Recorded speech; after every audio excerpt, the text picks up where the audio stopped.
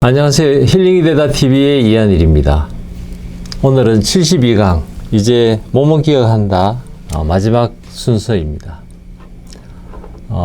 오늘은 이제 닫는 걸 이제 서문에서 시작해서 본문 그리고 마지막 닫는 걸까지 돌이켜 보면 한 2년 반 전부터 해서 지금 이제 한 해가 가기 전에 이렇게 마무리가 돼서 저도 마음이 설렙니다. 그래서 정말 이 콜크 박사가 이 책에 대한 이제 전체적인 이제 마무리가 되고 나서 이 내용들에 대해서 이제 본인의 감회도 밝히고 또 전체적인 요약도 하고 하면서 먼저 이야기하는 것은 결국 이제 이 사회가 이제 트라우마에 대해서 조금씩 이렇게 이제 조금 반응을 하고 있다, 변화가 있다, 뭐 이런 이야기와 함께 ACE 스터디에 대해서 이렇게 이야기를 합니다. 그래서 어릴 때 학대를 당하거나 방치됐을 때 그 아이들이 결국은 본인의 건강뿐만 아니고 사회적인 기능에 있어서도 굉장히 안 좋은 영향을 주더라. 이것이 이제 제임스 해크만이라는 분이 결국은 어릴 때 조기에 인터벤션을 하게 되면 이것이 애들이 공부를 하게 되고 고등학교를 졸업하게 되고 범죄도 덜 생기고 또 이 고용에도 굉장히 긍정적인 영향을 주고 가족 간에 혹은 공동체에서 어떤 폭력이라든지 어떤 역기능이 굉장히 줄어든다. 그러니까 이런 논문으로 이제 노벨상을 받았는데 이게 이제 AC 스터디하고 이것이 매칭이 된다는 거거든요. 그래서 이것을 하려면 이 선생님들 뿐만이 아니고 사회복지사, 그 다음에 의사, 치료사, 간호사, 자선가, 연극 연출가, 간수, 경찰, 명상코치 많은 영역에서 이제 이런 노력들을 사실은 이렇게 하고 있다는 거죠. 그리고 이 책을 읽는 독자들, 뭐 저를 포함해서 혹은 이 유튜브를 보시는 분들조차도 이제 이걸 읽고 이해한 만큼 이 노력을 하게 되거든요. 저 개인적으로는 제가 이 유튜브를 시작하고 나서 이제 2년 반이 지났는데 이 2년 반 동안에 저 개인의 변화도 생겼고 이걸 통해서 알게 된 내용으로 강의도 하러 다니고 또 사람들과 상담도 하고 하면서 정말로 이 콜크 박사가 이야기하는 것처럼 그런 변화들을 이끌어내기 위해서 이런 트라우마가 이런 사람들이 이해하고 하면서 사회적으로 좋아지는 부분에 뭐 참여했다면 뭐 콜크 박사 이야기가 맞다. 뭐 그리고 이 유튜브를 보시는 우리 시청자 분들도 또 이 책을 읽는 독자들도 이해한 만큼 이 노력에 동참하는 거다. 뭐 저는 그 의견에 굉장히 공감을 하고 있습니다.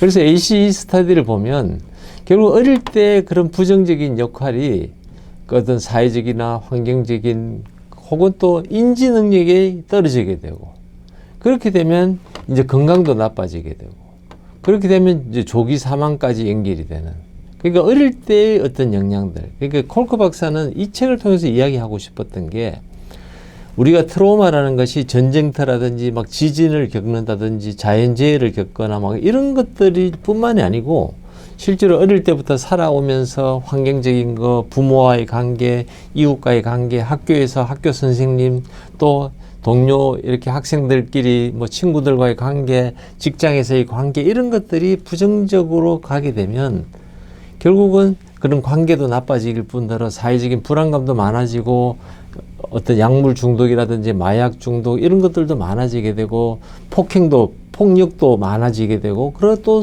또 다른 또 트라우마를 낳게 되는 이런 과정을 이제 콜크 박사는 이야기하고 싶었을 거다. 그것의 핵심이 소위 말하는 이제 AC 스터디, 소위 말하는 Adverse Childhood Experience. 어릴 때 그런 부정적인 영향들 혹은 그런 경험들이 어떤 영향을 주느냐 롱텀으로 긴 시간을 돌아보니까 결국은 일찍 죽게 되는 이유도 그런 상황들이 몸에 여러 가지로 상처를 남기게 되고 그 기능을 못하게 되고 인지 기능을 떨어뜨리게 되고 관계를 나쁘게 하고 이런 것들에 영향을 주더라 하는 걸 이제 알게 됐다는 거거든요.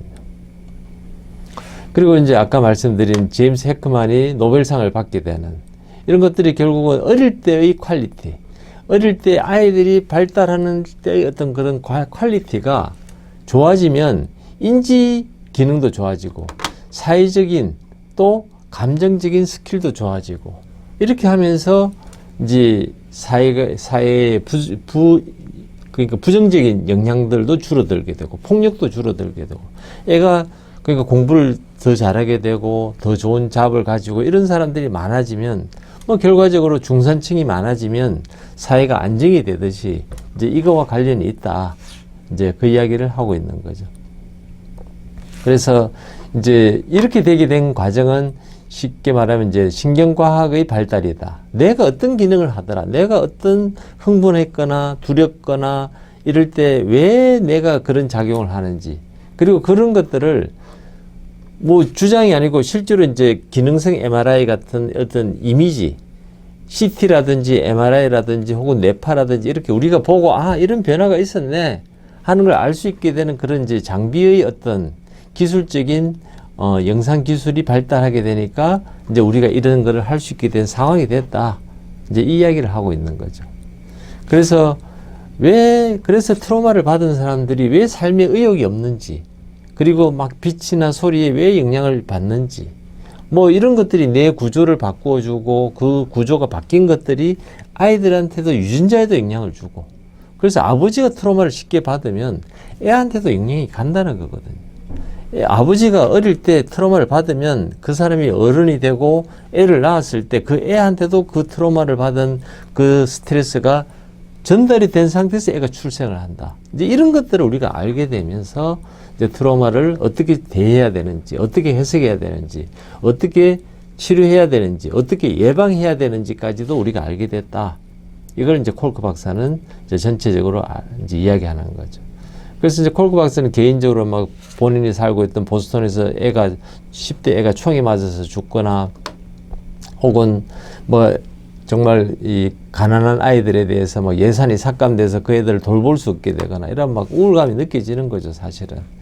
그러면서 이제 미국은 또 우리나라하고 달리 막 총기 사고도 많고 그러면서 이제 이런 것들이 다 되려면 의회에서 예산을 주고 막 이렇게 교육도 하고 이래야 되는데 막 이렇게 뭐 총은 총대로 미국은 뭐 마음대로 편하게 살 수 있고 또 그래서 범죄를 저지르게 되면 그냥 가다 두고 그래서 교도소는 자꾸 늘어나야 되고 이렇게 해가지고는 문제가 안 된다. 문제 해결을 할 수 없다. 이제 이야기를 하고 싶은 거죠, 사실은. 그래서 정말 트라우마가 막 군대 전쟁, 뭐 미국 같으면 이라크 전쟁, 아프가니스탄 전쟁, 뭐 지금도 뭐 우크라이나에서 그런 전쟁을 통해서 나타나는 이런 문제도 심각하지만 실제로 조용하게 그 어릴 때 그냥 트라우마를 받았던 것이 살면서 이렇게 옆에 있는 가족을 해치기도 하고 뭐 파트너를 죽이기도 하고 이게 2001년 이후에 이게 이라크와 아프가니스탄에서 죽은 사망자 숫자보다 미국 여성들 중에서 가정폭력으로 고통받는 사람 이게 뭐 유방암보다 훨씬 더 많다는 거거든요. 그러니까 가정폭력으로 죽은 사람들이 유방암으로 죽은 사람들이 2배나 된다. 그러니까 우리는 막 유방암이 많으면 그래 유방암을 어떻게 하면 치료할 수 있고 예방할 수 있고 이게 관심이 있다면서 그러나 정작 가정 내에서 폭력으로 죽는 사람들이 그 2배가 되는데도 불구하고 여기에 대한 관심이 적다. 이 관심을 가질 것을 막 이제 촉구하는 거죠. 관심 좀 갖자. 그리고 미국 소아학회에서도 애들이 총으로 맞아 죽는 숫자가 암으로 죽는 것보다 2배나 더 많다. 근데 애들을 위한 막 이렇게 백혈병 연구비, 뭐 유방암에 대한 연구 기금 이런 것들은 사람들이 관심을 끌고 있지만 이 어린 애들을 트라우마로부터 해결하기 위한 이런 이야기에는 사람들이 별 관심이 없다. 뭐 이 이야기를 하는 거죠. 결과적으로 이게 어릴 때 그런 것들을 겪게 되면 본인이 트라우마가 있는 사람은 옆에 사람을 또 트라우마를 준다는 거거든요. 이제 이런 것들을 우리가 관심 가져야 된다. 그래서 어릴 때 저 애가 어릴 때 학대를 받고 상처를 받는 것이 나만 아니면 돼. 아, 우리 애는 내가 잘 키우니까 뭐 저 애는 뭐 저거 부모 잘못 만나서 그렇지 하고 방치하면 이 사회 자체가 불안정해지고 우리 애가 어디선가 그런 애들을 만나면 또 상처를 입고 박해를 또 뭐 상해를 받을 수도 있고 그래서 이 사회 전체의 안정성을 높이려면 그런 아이들이 트라우마를 가정에서 만약에 못 받는 보살핌을 못 받아서 트라우마를 받는다면 그 애들을 돌보는데 사회적인 이 투자가 있어야 되고 합의가 있어야 되고 관심이 있어야 된다. 이제 이렇게 이야기하는 거죠. 그래서 이 콜크 박사는 이제 남아프리카 공화국이 사실은 넬슨 만델라 이후에 민주화가 되는 과정에서 진실과 화해위원회를 이제 본인이 참여하게 되는 경우가 있었고, 그때 이제 우분투라는 단어, 그러니까 우분투라는 단어가 이 호사족, 호사라는 한 부족이서 이제 잘 쓰는 단어가 우분투인데, 이 우분투라는 말이 내가 가진 것을 나눈다는 거거든요. 왜냐하면 내가 가진 것을 나누지 않으면 이 관계가 이루어지지 않는다. 나와 옆에 있는 사람은 서로가 밀접하게 관계가 되어 있기 때문에 내가 있는 걸 먹을 게 있으면 같이 나눠 먹고 내 힘든 것도 같이 나누고 서로가 하면서 힐링이 돼야 됩니다. 그러니까 공동체라는 것을 인식하지 않고서는 우리가 진정한 힐링은 불가능하다. 그래서 우리가 앞에도 제가 그런 말씀을 드렸죠. 우리가 나는 자연인이다. 혼자서 숲속에 들어가서 있으면 내가 안전하고 편하냐? 그렇지 않다는 거거든요. 숲속에 혼자 있으면 내가 진짜 안전한지 알 수가 없다는. 내 안전은 내 옆에 있는 사람들이 표정을 보고 내 옆에 있는 사람의 목소리를 듣고 그분들이 자세를 보고 내가 지금 안전한 곳이구나. 내 지금 상태가 괜찮구나. 이렇게 안다는 거거든요. 그 옆에 사람이 편안해야 내가 편안해지니까 옆에 사람을 위해서 내가 배려하고 내 가진 걸 나눠줘야 된다. 이게 이제 소위 말하는 공동체의 어떤 진짜 휴머니티, 인간성이라는 것은, 또 운명은 데스티니, 이거는 결국 우리가 나눌 때 가능하다. 이것이 이제 치유가 불가능하다. 나누지 않고서는 이것이 이제 우분투라는 단어에 속한 내용이다. 이것이 아마 이 책에서 정말 이야기하고 싶은 게 아닐까. 저는 그렇게 생각하고 있습니다. 그래서 근본적으로 우리는 인간은 뭐 사회적인 동물이다. 이런 이야기도 있죠. 사회적인 우리가 존재다. 그래서 트라우마라는 것은 같이 이런 공동체를 만드는 이것이 안 됐을 때 일어나는 거거든요. 그러다 보면은 어릴 때 이제 막 이렇게 잘 양육되고 보살피고 이렇게 돼야 이게 되는데, 그것이 안 되면 내가 가지고 있는 이 감정들을, 잘못된 생각들, 이런 걸 잘못된 방법으로 표출한다는 거예요. 그 어릴 때 부모와 좋은 관계를 가진 애들은 사회생활 할 때도 옆에 사람들하고도 좋은 관계를 갖는데, 어릴 때 그게 안 되는 사람들은 내 불쾌한 감정을 그냥 그대로 드러낸다는 거거든. 그래서 이게 이제 우리는 내가 설사 기분 나쁘더라도 공동체 생활할 때는 그 기분 나쁜 걸 이렇게 표출하면 안 되거든요. 내가 내 자신을 통제하고 내 자신을 그렇게 변화할 수 있도록 충분히 그게 되지만, 이 책의 이제 제목처럼 내 몸은 이 스코어를 가지고 있기 때문에 이 스코어가 크면 클수록 불안정성이 높아지고, 그렇게 되면 내 건강도 나빠지고 내 감각, 느끼는 이런 것들이 막 견딜 수가 없으면 결국 관계도 나빠지게 되고 이렇게 되고. 그래서 우리가 이런 걸 하지 않기 위해서는 학교 생활에서 같이 공동체로 같이 움직이는 거. 그러니까 학교에서는 혼자 달리기를 하는 게 아니고 달리기를 해도 같이 하고, 노래를 해도 독창보다는 합창을 하게 하고, 뭔가를 같이 할 수 있고 같이 놀 수 있도록 하면서 같이 움직이고 하면서 서로가 이 유쾌한 거를 공유하게 되면 아이들이 그 심리적인 안정도 높아지고, 그래서 얻게 되는 학습 효과, 교육적인 목표도 잘 달성할 수 있다. 그래서 지금 우리나라도 고등학교만 가면 막 수능을 해야 되니까 학교에서 미술, 음악, 체육 시간을 막 줄이고 때로는 없애고 애들을 막 그저 국어, 영어, 수학 이런 데만 몰두하게 만드는.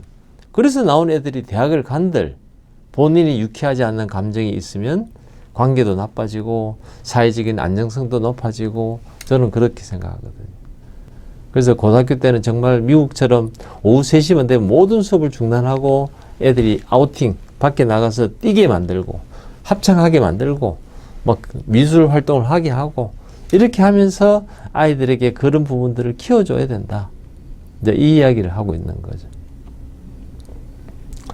그래서 이제 우리가 실제 현황은 뭐냐. 우리가 우울증이 있어서 의사한테 가더라도 여기서는 이제 15분 정도 보는데, 뭐 한국적인 현실은 더하죠. 사실은 뭐 5분 만나기도 어렵고 의사한테 내 진짜 이야기를 하기도 어렵고, 그래서 내가 느끼고 있는 통증이라든지 불안감, 우울증 이런 걸 뭐 의사는 그냥 뭐 안정제 처방해주고 끝 이렇게 돼. 뭐 소위 말해 이제 쇼컷이라 그러죠. 그 치료에 있어서 쇼컷 제일 효과적으로 하는 건 내 우울증 약 먹어, 우울증 약 먹으면 돼.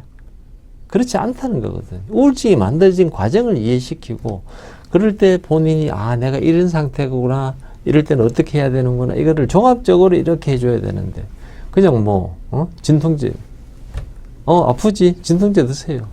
그래서 뭐 미국 같은 경우는 이게 총으로 총이나 교통사고로 인해서 사망하는 사람보다 진통제의 어떤 무분별한 그 부작용으로 인해서 죽는 사람이 훨씬 더 많다. 그러니까 이 쇼컷 뭐 아프니까 진통제 써, 뭐 우울증 있으니까 뭐 항우울제 써, 이렇게 한다고 해서 해결되지 않는다는 걸 우리가 알아야 된다는 거거든요.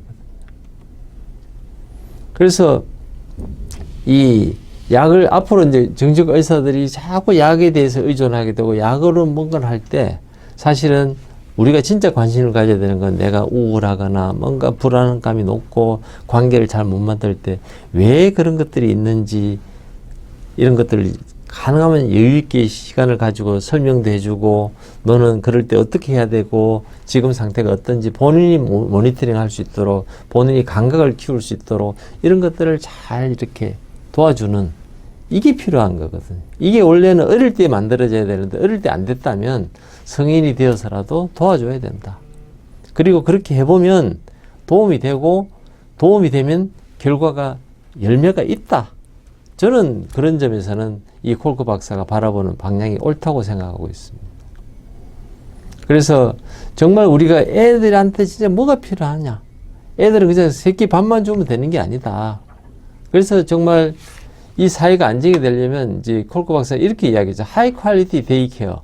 엄마 아빠가 애를 맡기고 갔는데 정말 애를 돌보는 그 데이케어 센터에서 3살, 4살짜리 애들을 정말 사랑을 가지고 돌보고 재밌게 만들고 하면서 이 정말 양육되는 게 되면 사회적으로도 애도 안정이 되고 부모도 편하게 될 건데, 실제로 애를 맡겨보면 뭐 우리가 가끔씩 뭐 대부분은 아니겠지만 애가 유치원에서 정말 밥 먹는 것도 막 혼내키고, 애가 뭘 좀 잘못하면 바로 막 체벌을 주고, 이게 많은 선생님들이 생각이 있다면 부모가 애를 맡겨도 이게 편하게 맡길 수가 없는 거거든요. 그러니까 이제 이런 부분에 대해서 사회적으로 관심을 가져야 된다. 그래서 이제 콜크 박사 어릴 때 막 이제 5살 때 막 이렇게 이제 누나하고 여동생 사이에서 막 이렇게 장난치고 웃고 이제 이런 경험이 있어야 된다는 거거든요. 그게 아마 콜크 박사가 의과대학을 가고 정신과 의사가 돼서 이런 부분을 그래도 인지하고 갈 수 있는 바탕은 어릴 때 그런 유쾌한 기억들, 어릴 때 내가 그래도 사랑받는 느낌, 누군가가 나를 믿어주는 이런 느낌, 이걸 이제 가지고 있다는 거거든요. 그래서 그런 컨피던스, 자신감은 나를 누군가가 믿어줄 때 가능하다. 이 세상이 그래도 누군가 나를 믿어주는 사람이 있구나. 이런 생각이 들 때 이게 이제 가능해지는 거거든요. 그래서 이제 어릴 때 이런 것들이 나중에 사회생활 할 때 자신감도 있고 남을 배려할 수도 있고 이제 이런 거와 연결이 된다. 뭐 우리가 앞에서 강의했던 것들을 계속 이제 반복하고 있습니다, 사실은. 그렇지만 내가 버려지고 쓸모없고 나는 뭐 보이지 않는 존재감이 없다.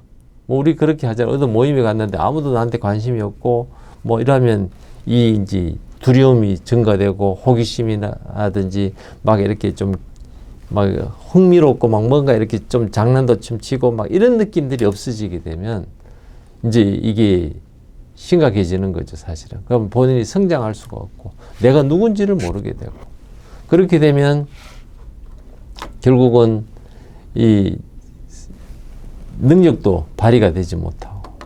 그래서 이 소위 말해 이제 헤드스타트라는 게 이제 어릴 때 부모와 관계가 좋고, 어릴 때부터 뭐 우리도 어릴 때부터 막 유치원도 가기 전부터 막 이렇게 영어를 배우거나 뭐 이렇게 산수 이런 것들을 미리 배운 애들 학교 가서도 훨씬 잘하거든. 이게 이제 소위 말해 헤드스타트인데, 미국에서도 이걸 알고 가능한 많은 이런 가정적으로 안 되는 애들한테도 이런 교육을 자꾸 이렇게 해주려고. 예.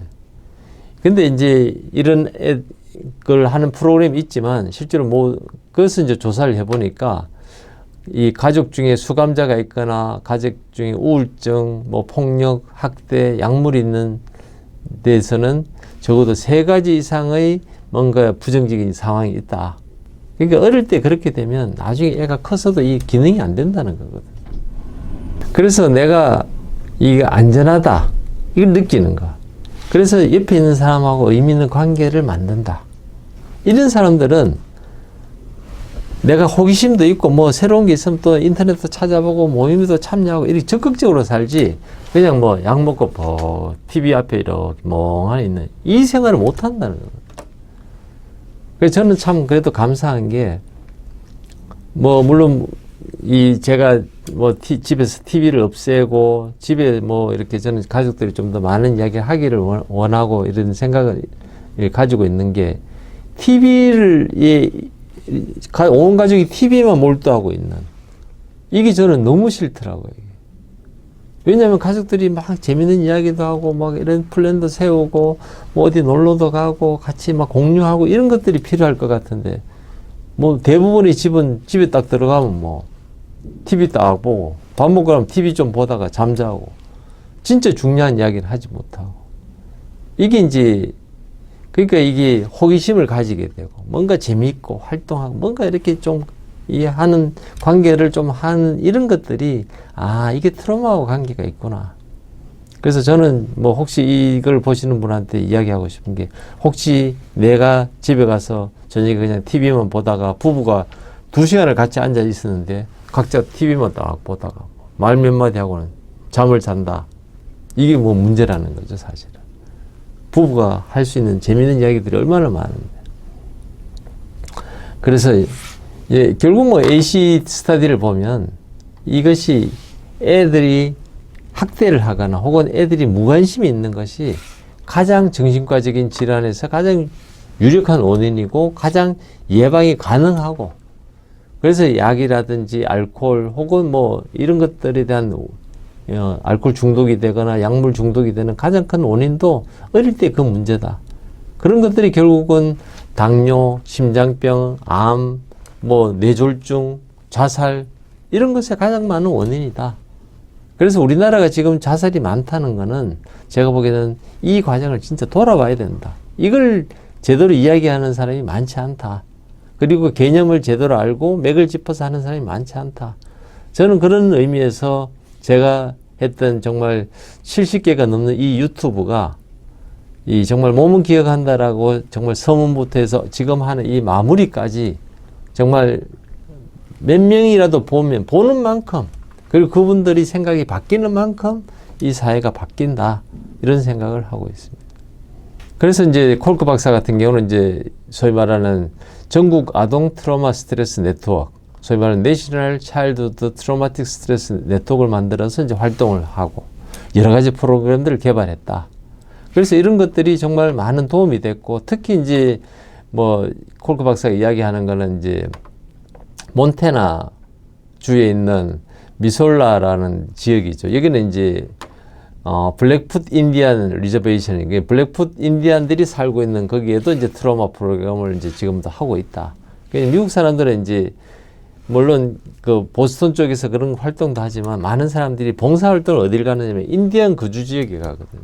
왜냐면 인디안들 거주 지역은 뭐 저는 가보진 않았지만 제가 여러 이야기를 들어서 종합해 보면 이제 인디안 거주 지역은 먹고 사는 거는 보조금이 나오고 하니까 일 안 해도 먹고 살 수 있거든.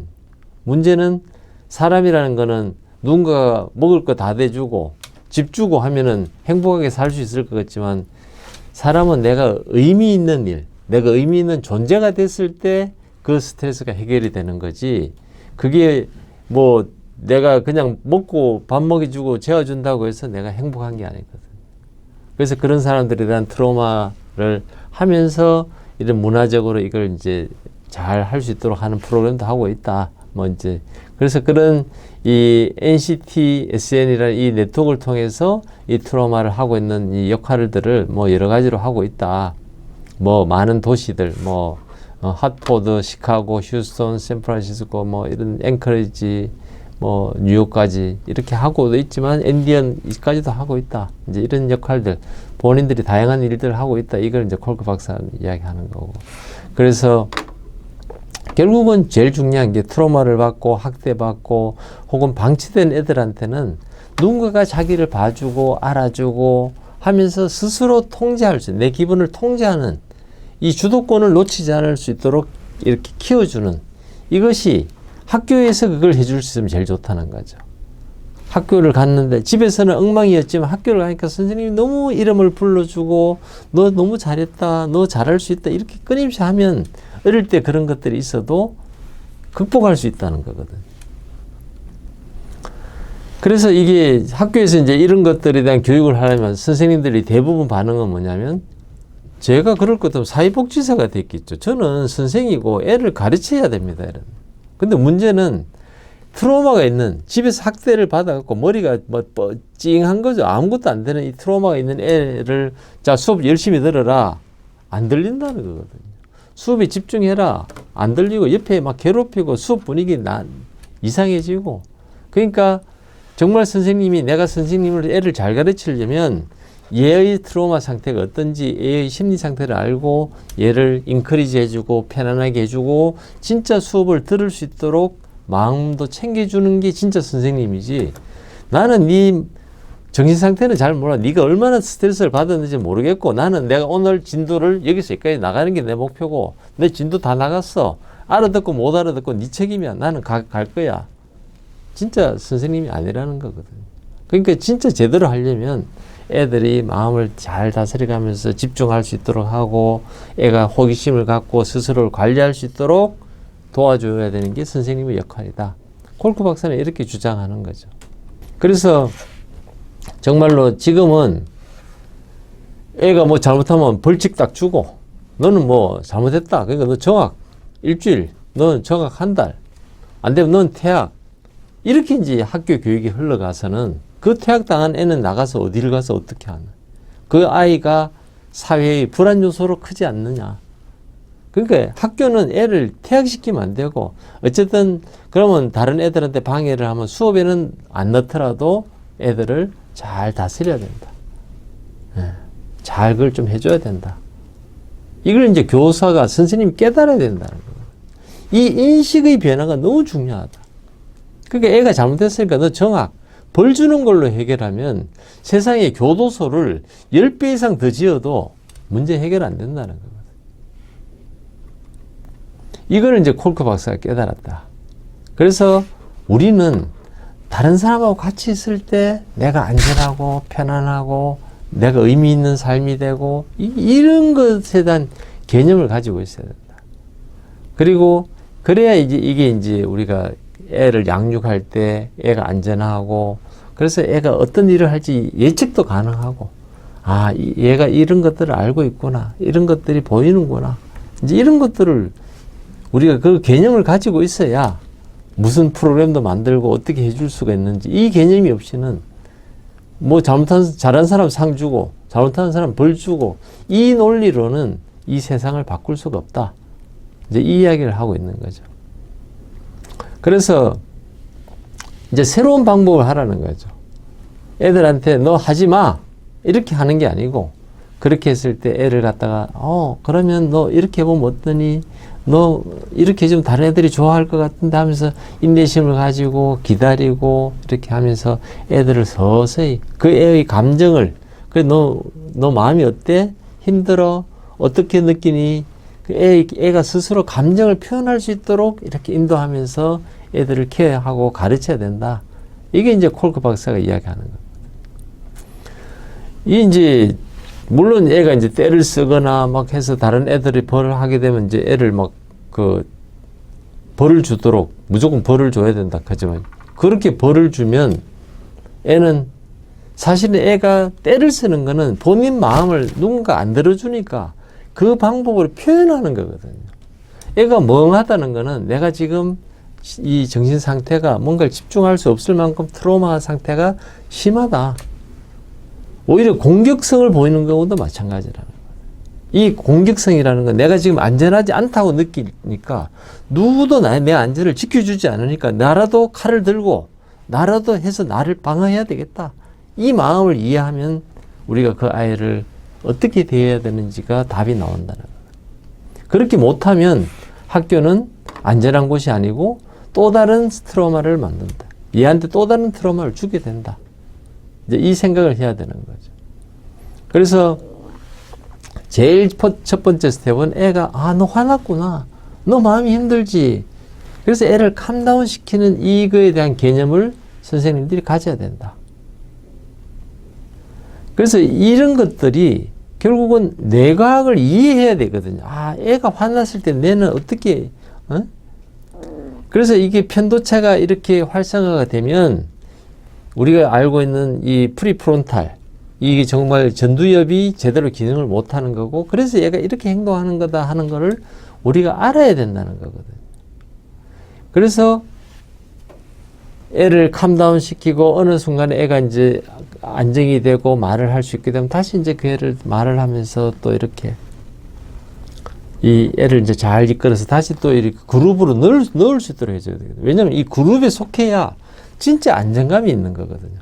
내가 가정이라는 그룹에 속해야 안정감을 찾고 내가 학교 가서는 왕따가 안 되고 애들하고 같이 어울리고 같이 놀고 대화를 하고 같이 배워야 안정이 되고 직장에서도 왕따가 아닌 같이 업무를 협의하고 같이 일을 하고 이래야 내가 안전을 확인하고 이 생각을 가지고 있어야 우리가 상대방을 대할 때 벌을 주더라도 어떻게 할지 이런 것들이 나오거든요. 그래서 정말 나이에 맞춰서 정말 어린 애들은 애들 맞춰서 그런 프로그램들을 줘야 되고 또 청소년은 청소년에 맞는 그래서 이게 내 몸과 친해지고 내 몸에 느끼는 감각들을 잘 해서 내 몸에서 느껴지는 두려움, 분노, 무기력함 이런 것들에 대해서 애가 느끼고 그걸 주도적으로 지금은 내가 느끼지만 이런 거는 이렇게 처리하면 돼 할 때 애가 그걸 편도체가 시키는 대로 분노가 있다고 해서 분노를 표출하고 남을 때리고 막 분위기를 해치는 게 아니고 내가 화는 났지만 내가 생각해보면 지금은 참고 내가 화를 조리 있게 말로 표현하고 정말 선생님하고 상담을 하고 할 수 있도록 내가 주도권을 놓치지 않도록 이렇게 훈련시키는 거. 이게 이제 우리가 학교에서 해야 된다. 이제 콜크 박사는 그렇게 이야기하는 거죠. 그래서 정말 내 애들한테 뇌와 신체가 어떻게 느끼는지 어떻게 감각으로 느끼고 우리는 거기에 대해서 어떻게 작동하는지를 알아야 내가 느끼는 두려움, 혼란, 때로는 기쁘고 막 이런 것들을 이제 자기가 이게 스스로 조절할 수 있어요. 자기 통제력 조절할 수 있도록 가르쳐야 된다. 학교에서는 단순히 막 읽고 쓰고 산수를 가르치고 수학 가르치고 언어를 가르치는 게 아니고 내 몸에서 느끼는 내가 어떻게 움직이고 있고 나는 그래서 이렇게 느끼는 게 왜 이렇게 느낄 수 있는지를 알려줘야 된다. 이게 이제 콜크 박사가 이야기하는 거죠. 그래서 이제 이 감정에 대해서 우리가 이제 이렇게 그래서 이게 이제 미러링 엑서사이즈. 미러링은 이제 다른 사람들을 하고 이제 먼저 그런 걸 하기 전에 내가 거울을 보면서 이렇게 연습하는 거거든요. 얼굴이 얼마나 굳어 있는지 그 몸짓도 해보고 얼굴 표정도 보고 이래 하다가 이제 그 다음에 이제 이 다른 사람들 표정도 따라하고 몸짓도 따라하게 하고 소리도 내보고 하면서 이제 또 뭐 사이먼이 말하길 이런 게임도 해가면서 이제 정말 이렇게 아이들을 다 같이 그런 걸 참여시키고 참여를 안 하겠다는 애들은 또 그 애들대로 또 관심을 가져주고 잘 구슬해서 남을 좀 도와주자 네가 도와줘야, 네가 와야지 우리가 게임이 된다. 너 없이는 안 된다. 하면서 그 존재감도 살려주고 이래 하면서 이제 애들을 가르쳐야 된다. 이제 이 학교에서의 교육에 대해서 이제 지금 콜크 박사는 이야기하는 거거든. 그러면서 이제 뭐 하트레이트 베리어빌리티 이런 것들도 뭐 컴퓨터에 연결해 갖고 애들 보고 장난처럼 막 연습시키면서 심박 변이도가 자율신경의 기능을 반영하는 거고, 내가 이걸 해보니까 이런 상태일 때는 이렇게 하는 게 좋고, 이런 것들이 교육 커리큘럼에 들어가 있어야 된다는 거죠. 결과적으로 학교에서는 뭐 영어 수학만 가르칠 게 아니고 정말 뇌과학을 가르치고 뇌과학이 반영해주는 나의 심리 상태, 이런 것들을 가르쳐야 된다.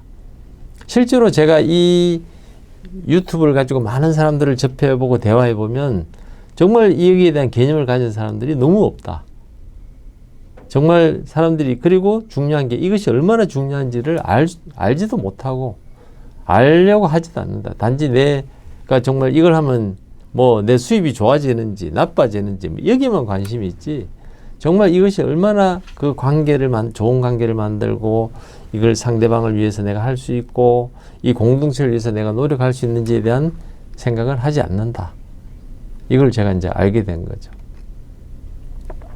그리고 나서는 이제 이런 것들을 하고 나면 본인의 능력이 지금 내가 하는 것보다 훨씬 더 크다는 걸 알고, 그걸 하고 나서는 그 성취감이 있고, 그렇게 되면은 내가 이제 회복 능력을, 그래서 우리가 같은 팀원으로서 막 해서 으쌰으쌰 하면은 훨씬 더 때로는 막 역전승도 할 수 있고, 또 막 같이 합창을 하고 났을 때, 합창을 하기 전하고 합창을 하고 났을 때 서로를 바라보는 눈이 다르거든.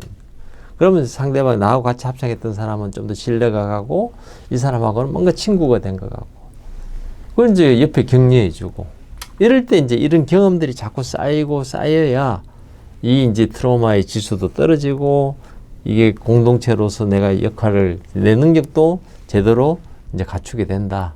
이제 이야기하는 거죠. 그래서 그런 종류들에는 음악, 뭐 운동, 음악, 춤, 연극, 뭐 이런 것들이. 그래서 이제 우리가 이 여러 가지 그런 프로그램들, 뭐 오케스트라를 꾸리고 음악을 가르쳐주고, 뭐 또 이렇게 또 방과 후 프로그램도 하고, 뭐 무술도 가르치고, 뭐 태권도도 좋은 프로그램인 거죠, 사실은. 뭐 이런 것들을 하고 있다. 그래서 이제 뭐 또 연극을 통해서 뭐 줄리어스 시저의 장면을 할 때 사실은 이 남을 괴롭혔던 애가 이제 그 연극에서는 남한테 막 비는 역할을 해야 되는데, 이게 사실은 제가 옛날에 너무 애들을 괴롭혔어요라는 이것이, 아, 이게 내 잘못됐다는 걸 본인이 느낄 때 제대로 된 대사를 할 수 있고, 늘 괴롭힘을 당하던 애도, 야, 이것이 내가 이렇게 괴롭힘을 당할 게 아니었구나, 이게 잘못된 거구나, 이거를 내가 극복하고 나서는 이제 제대로 된 남을 막 괴롭히는 연극 안에서니까 남을 괴롭혀도 이제 되는데, 이 목소리가 제대로 안 나온다는 거거든요. 그러면서 이 연극이 치료의 역할도 한다. 이제 콜크 박사는 이런 이야기를 하고 있는 거죠. 그래서 이게 정말 공동으로 역할을 한, 연극을 하든 합창을 하든 이제 이런 것들이 정말 중요하다. 이런 것들이 집중력을 유지할 수 있게 하고, 이렇게 남한테 인정도 받고 이렇게 하면서 트라우마가 이제 정말 극복이 될 수 있다. 이제 이런 이야기를 하는 거죠. 그래서 콜크 박사가 하는 NCT SN이라고 하는 이 프로그램이 뭐 괜찮다. 그래서 여러 가지로 하면서, 그럼 이제 이것이 효과적인지를 어떻게 아나 할 때, 각 개인이 그 이제 능력을 막 발휘하게 되는 거거든요. 변화가 생긴다는 거거든요. 그러니까 그전에 막 우울했던 애가 막 적극적이 되고, 목소리도 그전에는 막 의기소침했던 애가 진짜 자기 목소리를 내게 되고, 아이디어를 막 내고, 이렇게 되면 이 프로그램이 성공한 거죠, 사실은. 그래서 제가 늘 이야기하지만 열매가 있다. 제가 이런 것들, 이 몸은 기억한다, 이걸 통해서 많은 사람들을 이야기할 때, 그거는 네 생각이지. 그렇게 보지 않는 사람들도 많잖아. 할 때 제가 당당하게 이야기할 수 있었던 거는, 이렇게 하면 진짜 좋아지는 걸 느낄 수 있다. 열매가 있다. 사람이 바뀐다. 그럼 그 결과가 이렇게 긍정적인데 왜 아니라고 이야기하냐. 저는 이렇게 이야기를 하죠. 그래서 이 트라우마는 끊임없이 본인을 이 나약하게 자꾸 만들거든요. 그러니까 자존감이 낮아지게 되고, 나는 안 돼, 나는 할 수 없어, 이 이야기. 그러니까 많은 사람들이 오늘 뭐 어디 좋은가 하러 갈까 하면, 저는 이래서 안 되고 저래서 안 되고, 이게 본인이 트라우마라는 걸 모른다는 거거든요. 그래서 내가 이 트라우마가 있어도 이걸 어떻게든 극복할 수 있는 여러 가지 방법이 어릴 때 실패했던 인생이니까 너는 커서도 실패가 아니고, 내가 트라우마가 있고 이걸 생각을 바꾸는 기회가 있고 노력을 하게 되면 나도 이제 이걸 통해서 좋은 부모도 될 수 있고 모범적인 선생님도 될 수 있고 간호사, 과학자, 예술가 다 될 수 있다는 거거든요. 정말로. 내가 트라우마가 있다는 걸 알면 이게 이제 이걸 극복하고 내가 이제 될 수 있다. 그렇게 우리 부모들은 그렇게 바뀌어 왔다. 이거죠, 사실은. 그래서 이제 우리가 이제 사회적으로도 많은 사람들, 오프라 윈프리, 마야 안젤로, 넬슨 만델라, 에릭 비젤, 영어로 하면 위젤인데, 에릭 비젤, 이런 사람들. 그 정말 오프라 윈프리는 미국의 유명한 토크쇼지만, 마야 안젤로라는 분을 제가 이걸 때문에 찾아보니까, 어릴 때 부모가 떨어지고 할머니한테 있다가 엄마가 다시 재혼을 해서 왔는데, 그 재혼했는 그 남편, 그러니까 양아버지가 어릴 때 성폭행을 하고, 이로 인해서 그 삶이 완전히 망가진 사람이 나중에 이렇게 시인이고 음악가고 하면서, 정말 이 사람의 삶을 들어보면 내 삶은 아무것도 아니었던 거죠. 이걸 극복하고 사회의 훌륭한 사람으로 이렇게 성장하는 과정. 넬슨 만델라 우리 유명하잖아요. 엘리 위즐 같은 위즐 같은 경우는 정말 유대인이면서 그 홀로코스트, 유대인 그 대학살에서 살아남아서 그래도 이 사회적으로 참 유명하게 성장했는 이런 것들을 보면서 많은 사람들이 거기에서 모티브를 얻고 이렇게 사회의 훌륭한 사람으로 이렇게 성장했거든요. 그러니까 그런 위기가 있다고 해서 끝난 게 아니고 그걸 어떻게 나한테 승화시키느냐. 그래서 이제 이 콜크 박사는 이렇게 이야기합니다. 정말 트라우마는 지금 퍼블릭 헬스 이슈, 공공의료에서 가장 시급하다. 사람들은 코로나가 시급하다. 암이 많이 발생하니까 암이 시급하다가 아니고 실제로는 이 트라우마, 사회 집단 전체에 팽배해 있는 이 트라우마가 우리한테 지금 시급한 문제다. 그리고 우리가 이 가진 지식으로 효과적으로 우리는 이 대응할 수 있는 그 지식도 이미 이제 다 갖추고 있다. 문제는 우리가 알고 있는 것을 행동할 수 있는 이 선택이다. 그 선택해서 움직여야 된다는 거거든. 그러니까 이 책을 통해서 제가 정말 알게 된 것은, 야, 놀랍다. 이게 사람들이 정말 제가 그동안 알고 있던 사람들이 상처라든지 정신과적인 문제, 또 사회에서의 관계 이런 것들이 왜 문제가 있었고 이것이 어디서 비롯됐고 우리는 어떻게 해야 되고 이런 것들을 종합적으로 만든 책이다. 정말 저는 이런 책이 정말 노벨상을 받아야 돼. 노벨 문학상은 이런 책을 보고 줘야 되지. 어떻게 우리나라의 이상한 작가가 그 책을 읽어보면 너무나 이게 정말 누구한테 권하기도 어려울 정도로 아주 정말 참 말이 소설이지 정말 소설이 아닌 이런 걸 가지고 이걸 노벨 문학상이라고 줬는지는 이해가 안 되지 않습니까? 그래서 그 책이 얼마나 많은 사람들을 회복시켰나, 얼마나 많은 사람들이 생명을 살렸나, 저는 묻고 싶은 거죠. 노벨상 위원회가 정말 제정신이라면 이 책을 통해서 얼마나 많은 사람들이 위로를 받고 자살하려고 했던 사람들이 생각을 바꾸고 부정적으로 보던 본인을 다시 긍정적으로 만들고 사회를 건강하게 만든 걸 생각했다면 정말 노벨상을 만들었던 노벨이 정말 바랬던 것은 그런 한강 같은 그런 쓰레기 같은 소설이 아니고, 저는 이 몸은 기억한다라는 이 책 같은 책이 정말로 노벨상을 받아야 된다. 이렇게 생각을 하고 있습니다. 이제 정말 몸은 기억한다라는 책을 가지고 정말 첫 페이지부터 끝까지 그 한 줄 한 줄을 읽으면서 저는 저 자신이 정말 많은 것들을 깨닫겠고, 그걸 갖다가 옆에 사람이나 몇몇 사람들한테 강의를 통해서 혹은 개인적인 이야기를 통해서 해보니까 제가 보고 있던 환자들한테도 적용해 보니까 도움이 되고, 그 만난 사람들 중에 다들 만나기 전과 만난 이후에 그분들의 얼굴 표정을 저는 보거든요. 그 굳었던 얼굴이 펴지고, 그 굳었던 그 마음이 풀어지고, 조금은 희망을 갖게 되고, 이런 걸 보면서 정말 이 책이 참 대단하다. 그러면서 제가 이제 봤던 거는 그 유사한 책들을 보면서 아직도 이 부분은 콜크 박사가 다루지 않았던 부분을 다루는 중요한 책이 이제 관계를 읽는 시간, 바운더리라는 책을 보면서 이게 콜크 박사가 봤던 부분에 보완적인 역할을 할 수 있겠다.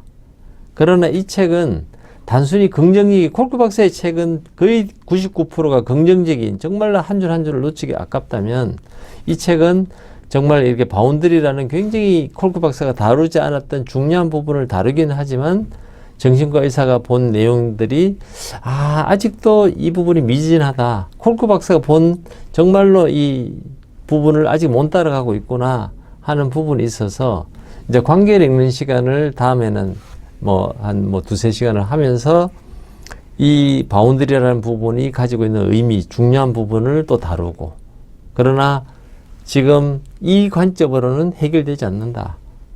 이 방법으로는 우리가 정신과 내 주위에, 내 가족, 내 주위에 있는 사람들이 정신과적인 문제뿐만 아니고 건강적인 문제, 또 공동체의 문제들이 해결되지 않는다. 이걸 제가 말씀드리도록 하겠습니다. 콜크 박사의 그 몸은 기억한다가 단순히 책에 대한 정말 긍정적인 부분을 이야기했다면, 이제부터 관계를 읽는 시간뿐만 아니고 이후에 일어나는 많은 책들이나 사회적 이슈나 이런 것들 할 때는 긍정적인 부분, 또 비평적인 부분, 부정적이라기보다는 비평이라고 이야기할 크리티사이즈 할 수 있는 그런 부분까지 포함해서 진행을 그렇게 하도록 하겠습니다. 돌이켜보면 2년하고 한 4개월 정도 된 시간 동안 정말 유튜브를 어떻게 시작해야 될지 몰랐던 그 시기에서 정말 이제는 한 70개 이상의 유튜브 영상을 올리고, 이걸 통해서 많은 피드백도 받고 또 사람들을 만나면서 그 시간이 저한테는 이걸 이해하는, 심리를 이해하고 정신과적인 문제를 이해하고 또 공동체가 어떤지에 대한 걸, 또 제 자신에 대한 것들을 이해하는 중요한 시간이 되었고, 이걸 통해서 저도 많은 성장을 했고, 그래서 이제는 더 알게 된 것을 더 많은 분들하고 나누고, 또 공동체를 발전시키는데, 공동체를 회복시키는데, 또 한 분 한 분 만나는 한 분 한 분의 건강을 회복시키는데 계속 노력을 할 생각입니다. 그동안 몸은 기억한다를 계속 시청해 주신 여러분께 감사드리고, 지금부터 이어지는 관계를 읽는 시간, 또 혹은 그 이후에 많은 책들에 대해서도 계속 이 프로그램을 통해서 정말 이 프로그램을 더 널리 알려주시고, 또 이 프로그램을 통해서 이걸 시청하는 분들도 계속 힐링이 되고 본인을 찾아가는 그런 귀한 시간이 됐으면 좋겠습니다. 시청해 주셔서 고맙습니다.